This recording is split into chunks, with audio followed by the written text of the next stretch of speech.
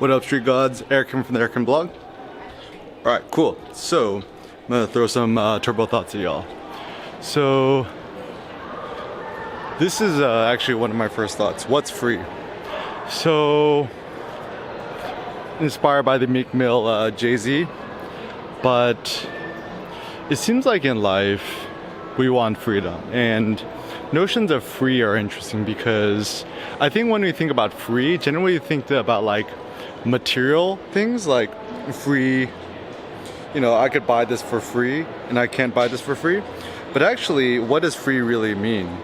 So I actually think a better thought of free or free whatever, it's not about cost, it's actually about freedom. Because I think what we're actually all searching for is we're all searching for freedom, and it seems freedom is the apex goal that we all have. Now the question is, what do you do once you got freedom? So some basic thoughts.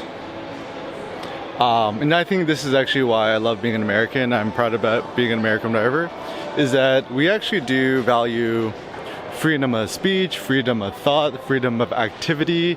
And this is why I would actually, if I could just choose one place or one government to be on planet Earth, it'd probably be American, because, you know, obviously we have a lot of problems like capitalism, consumerism, blah blah, but still we have freedom. So freedom means to say what you want to say and what you think without censoring yourself, without worrying that, you know, government's gonna knock on your door and, like, you know, take you out, right? And so that's actually the sad thing is, most of the other developed economies of the places I've been to in the world, you know, good economic freedoms and stuff like that, but still no freedom of speech, no freedom of creative expression, and not. Yet the problem about being an American is we have so much freedom of thought and so much freedom of everything, yet we tend to squander it. But I don't think it's because we squander it because we're somehow like morally reprehensible people. It's just kind of like we just don't know. Like, and I think that's probably one of the best things about, you know, traveling to other places in the world.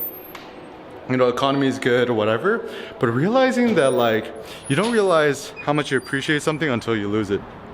So for example, even going to like a lot of places in Asia, right? No real freedom of speech. Like, and this is the thing that's great about being American, I think people take for granted, is that like you could talk shit about the government or talk shit about Trump or whatever, but ain't nobody gonna come to your door and like take you away without question and whatever. And other countries, I mean many countries, right, where it's like you're kind of afraid to speak out against the government because you're afraid that someone's gonna take you away. So my basic thought is, maybe the best happiness, joy in life is freedom, freedom of speech, freedom of activity, freedom of creative thought, to just put out anything out there you want. Now the problem is, like, if you use other platforms like Facebook, Instagram, YouTube, whatever, you actually don't have 100% freedom, because, like, let's say you want to put on nudity or put on lewd content, then, you know, obviously it's gonna get blocked or censored. And why does it get blocked and censored? Because once again, that platform is all about maximizing advertising dollars, and advertisers don't like extreme stuff or things that could create a hubbub. So it seems like the goal is to have the open internet, the open freedom, like having your own website, blog, something that, this is a thought. This is kind of a crude way to say it. So, you know, if your website or your, you know, thing is free or whatnot, if you could upload nudity and you could not get censored. So in theory, I could shoot a dick pic and put it to my blog, and everyone in the world could see it or not see it. But at least I have that freedom.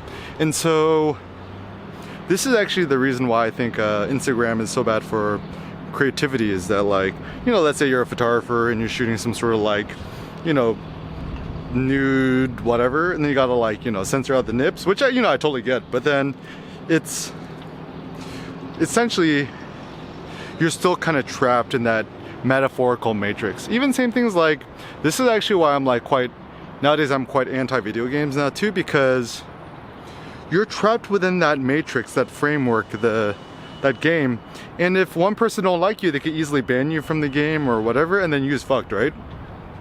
So I mean, I've said this in the past, but maybe the goal is then, in order to have maximal freedom, never sign to nobody, never sign no sort of contract, no deal, don't work for nobody else.